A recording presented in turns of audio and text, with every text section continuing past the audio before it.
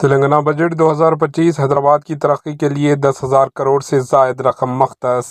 تلنگانہ حکومت نے سال 2025 کے بجٹ میں ریاست کے دل کہلانے والے شہر حیدرآباد کی ترقی کے لیے 10,000 کروڑ روپے سے زائد فنڈز مختص کیے ہیں۔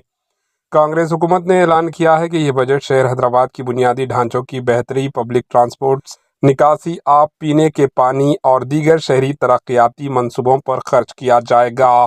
تلنگانہ کانگریس حکومت نے اس بجٹ میں GHMC greater Hyderabad municipal corporation, HMDA Hyderabad metropolitan development authority, Hyderabad water supply and sewerage board سمیت کئی اہم شہری اداروں کے فنڈز فراہم کرنے کا فیصلہ کیا ہے۔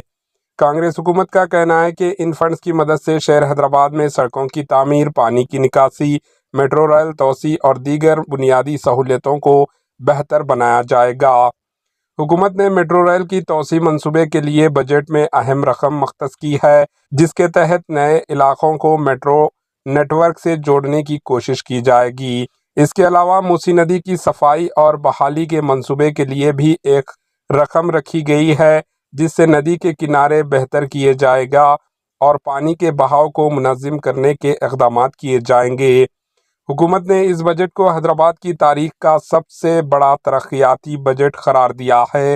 حکام کا کہنا ہے کہ اس بجٹ کے تحت شہر حیدرآباد کو جدید شہری منصوبہ بندی، بہتر سڑکیں، معیاری پبلک ٹرانسپورٹ اور صاف پانی کی فراہمی جیسے اقدامات کے ذریعے ایک عالمی معیار کا شہر بنانے کی کوشش کی جا رہی ہے۔ Bureau report, AHN news. AHN news کے YouTube چینل کو سبسکرائب کریں اور بیل آئیکن کو دبانا نہ بھولیں تاکہ آپ کو ہر نئی آنے والی ویڈیو کا نوٹیفیکیشن بر وقت مل سکے۔